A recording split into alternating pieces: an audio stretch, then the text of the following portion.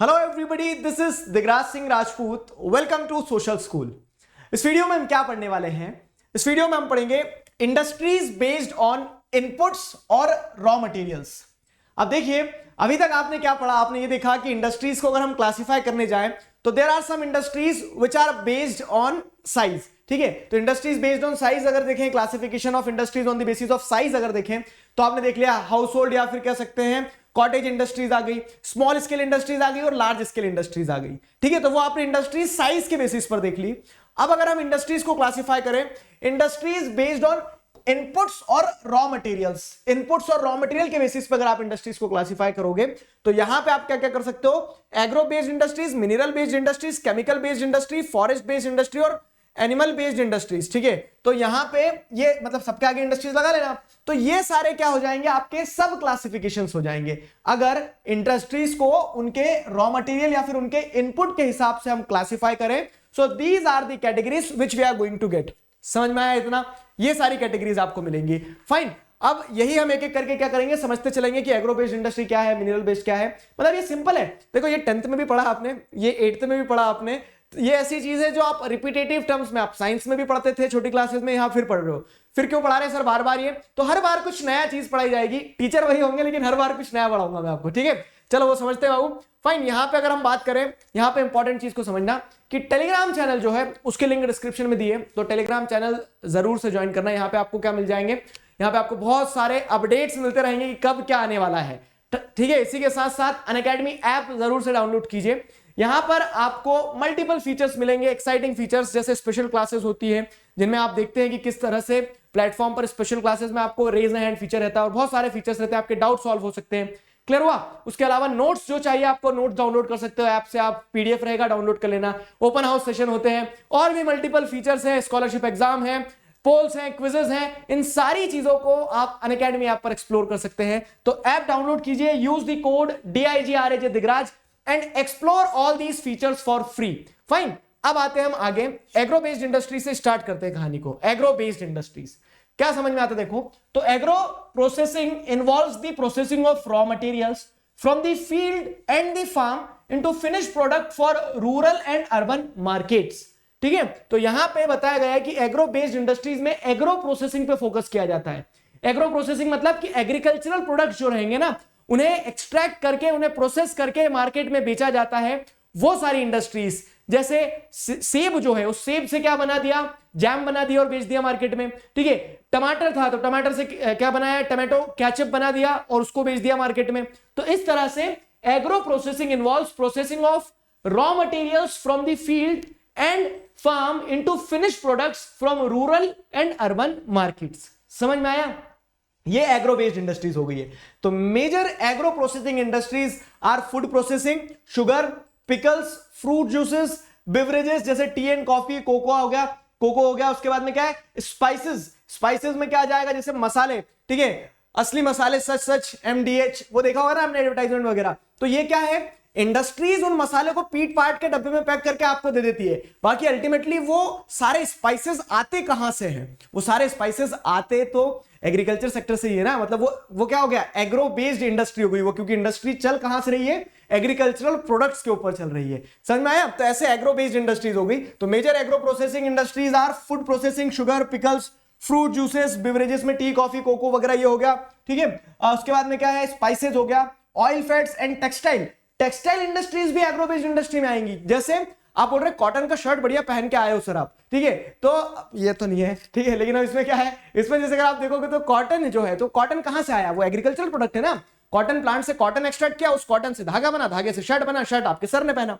तो उस तरह से क्या है? उस तरह से जूट हो गया, कॉटन हो गया, सिल्क हो गया। सिल्क का कपड़ा भी क्या है? एग्रो बेस्ड ही कहलाएगा। ठीक है, क्योंकि नेचर से एक्सट्रैक्ट कर रहे हैं हम। रबर इंडस्ट्री हो गई। ठीक है, तो मिटाने वाली रबर से लगा के गाड़ी के टायर के रबर तक सब कुछ कहां से आ रहा है? एग्रो बेस्ड इंडस्ट्री से आ रहा है। तो इस सेंस में आप क्या देख रहे हैं? इस सेंस में agro processing involves the processing of raw material.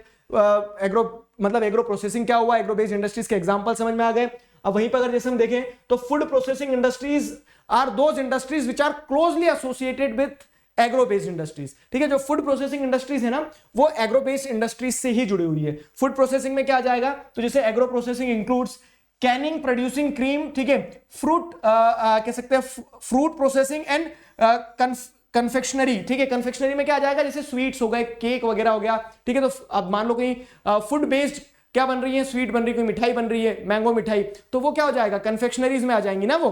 तो इस तरह से अब आपको यहां पे चीजों को समझना होगा कि food processing industries which include क्या, कैनिंग, कैनिंग मतलब कोई भी प्रोडक्ट है, फॉर एग्जांपल क्या है, फॉर एग्जांपल हम ले लेते हैं जैसे पाइनएप्पल जूस हो गया, तो पाइनएप्पल जूस क्या हो जा रहा है, उसको कैनिंग करके आपको एक बॉटल में पैक करके पेपर बोट वाला वो दे दे रहे हैं, ठीक है। तो उस तरह से क्या है, प्रोड्यूसिंग क्रीम, प्रोड्यूसिंग क्रीम में मतलब क्या हो जाता है, जैसे आप देखते हैं कि चीज हो गया, बटर हो गया, ये सारी चीजें। तो ये सारी इंडस्ट्रीज जो है, फूड प्रोसेसिंग इंडस्ट्री कहीं ना कहीं कहां से जुड़ी हुई है, एग्रो बेस्ड इंडस्ट्रीज से जुड़ी हुई है। अब जैसे फ्रूट प्रोसेसिंग, तो फ्रूट कहां से लाओगे आप, कंपनी में नहीं बनेगा ना, वो कहां मिलेगा आपको, एग्रो बेस्ड किसी ना किसी फार्म लैंड से ही लेके आओगे आप। तो इस तरह से एग्रो बेस्ड प्रोसेसिंग इंक्लूड्स, कह सकते हैं फूड प्रोसेसिंग में सारी एग्रो प्रोसेसिंग होती है, ठीक है, एग्रो बेस्ड इंडस्ट्रीज के प्रोडक्ट निकल के आते हैं।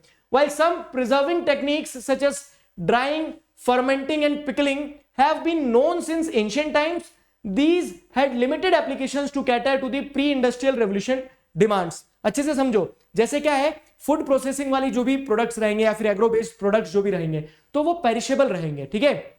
आपने अगर कोई जूस बनाया है तो उस जूस को ऐसा थोड़ा ना कि आप आपके पोते पर पोते के लिए संभाल के रखोगे, खराब हो जाएगा वो। तो इसके लिए क्या है, प्रिजर्विंग की टेक्निक्स जो है तो आज से नहीं है, प्रिजर्व तो हम लंबे समय से करते आ रहे हैं चीजों को, ठीक है। तो जैसे प्रिजर्विंग कैसे होती है, ड्राइंग से, आपने सुना होगा जो अभी जैसे गर्मियां आएंगी, ठीक है, गर्मियों में क्या होता है, आम जो रहता है ना, कच्ची केरी जो रहती है, तो कच्ची केरी को क्या कर लिया जाता है, छील लिया जाता है, बढ़िया धूप में रख दिया जाता है, गर्मी बहुत रहती है तो वो सूख हो जाती है, सूख के एकदम ऐसे वैसी हो जाती है, ध्यान आया। फिर क्या होता है, फिर मान लो कभी किसी का विंटर्स में केरी की सब्जी खाने का मन होता है, तो क्या हम मतलब रीजनली उसे कहते हैं फोल, ठीक है, तो वो फोल को डाल देते हैं, उबाल लेते हैं, तो फिर क्या उसके अंदर जान वापस आ जाती है, तो वो खट्टी केरी वाला टेस्ट देने लगता है। तो इस तरह से ड्राइंग एक टेक्निक होती है प्रिजर्व करने की, ठीक है। फर्मेंटिंग एक टेक्निक होती है, वैसी पिकलिंग एक टेक्निक होती है। पिकलिंग मतलब क्या है, जैसे विनेगर हो गया, सॉल्ट हो गया, ये मिला के आप क्या करते हैं, अचार। आदमी को अपने जीवन का अगले दिन का भरोसा नहीं होता, लेकिन अचार जो है वो साल भर का डाल लेते हैं, पिकलिंग प्रोसेस से प्रिजर्व करके रख लेते, तो ऑयल वगैरह, सॉल्ट्स वगैरह इनकी मदद से।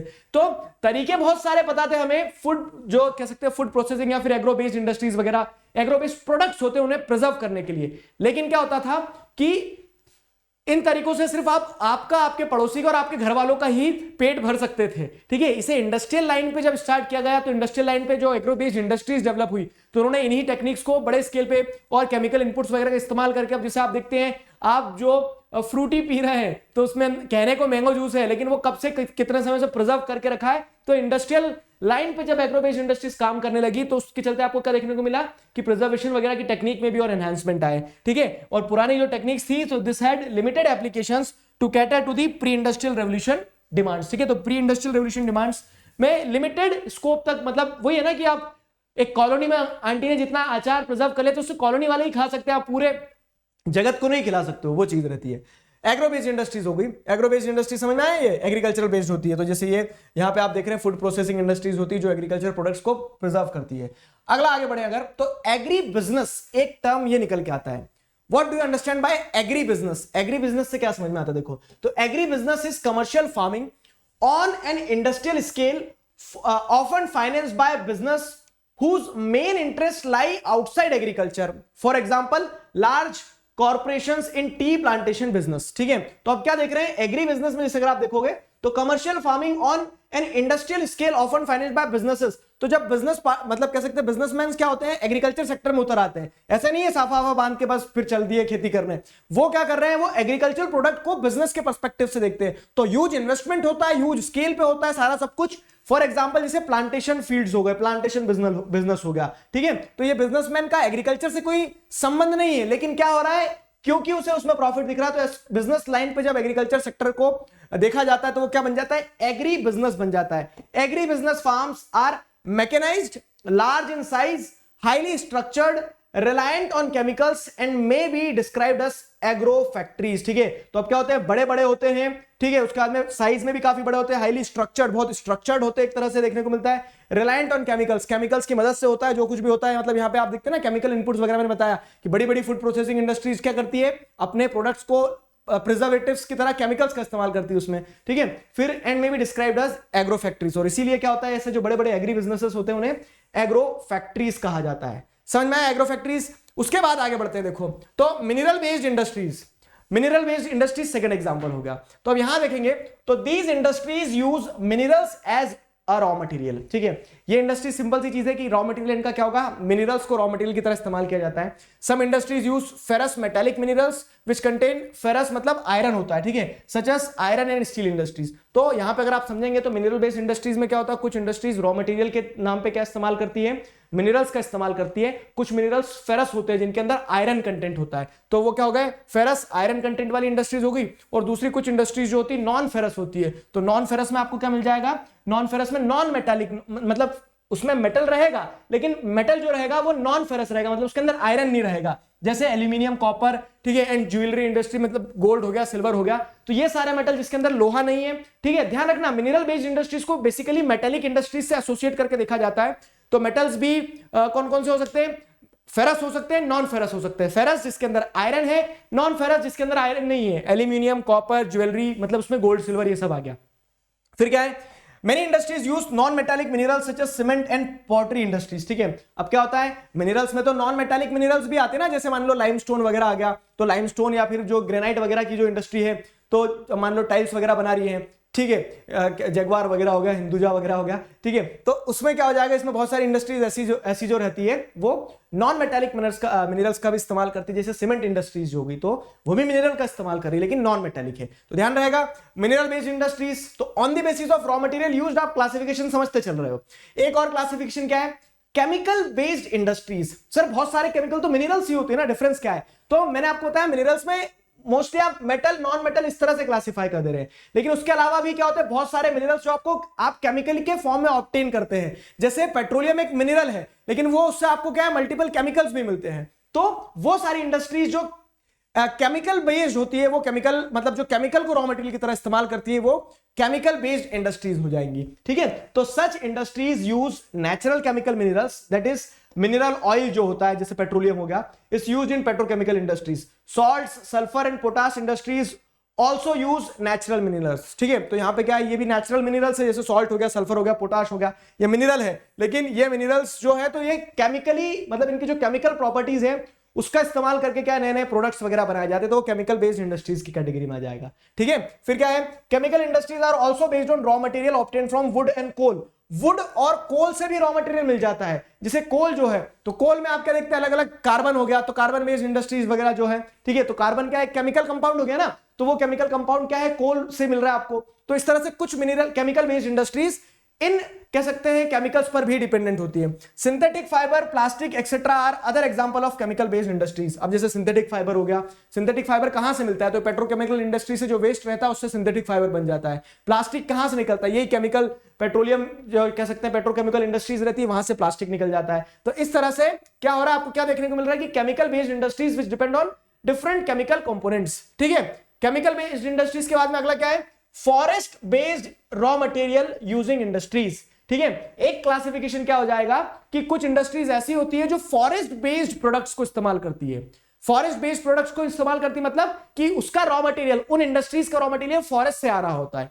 क्या रॉ मटेरियल है, तो the forest provide many major and minor products which are used as raw material. ठीक है, तो फॉरेस्ट क्या करता है, बहुत सारे मेजर और माइनर क्या प्रोवाइड करता है, प्रोडक्ट्स प्रोवाइड करता है जिन्हें रॉ मटेरियल की तरह इस्तेमाल किया जाता है। फॉर एग्जांपल मैं आपको समझाता हूं बहुत अच्छी तरह से, क्या हो रहा है यहाँ पे, जैसे आप देखेंगे टिम्बर वगैरह जो हो गया, ठीक है, मतलब पेपर इंडस्ट्री जो है, ठीक है, पेपर इंडस्ट्री जो है तो वो लकड़ी से पेपर बन रहा है। ठीक है, तो अब वो लकड़ी से जो पेपर बन रहा है तो वो लकड़ी कहां से आएगी, जंगलों से। तो इसीलिए क्या लिखा गया है कि कुछ इंडस्ट्रीज कैसे ऑपरेट करती है कि उनका रॉ मटेरियल उन्हें कहां से एक्सट्रैक्ट कर रहे हैं, रॉ मटेरियल कहां से मिल रहा है, फॉरेस्ट से मिल रहा है। ठीक है, रॉ मटेरियल फॉरेस्ट से मिल रहा है, तो the forest provide many major and minor products which are used as raw material. तो ये फॉरेस्ट बेस्ड इंडस्ट्रीज हो गई, फॉरेस्ट बेस्ड इंडस्ट्रीज।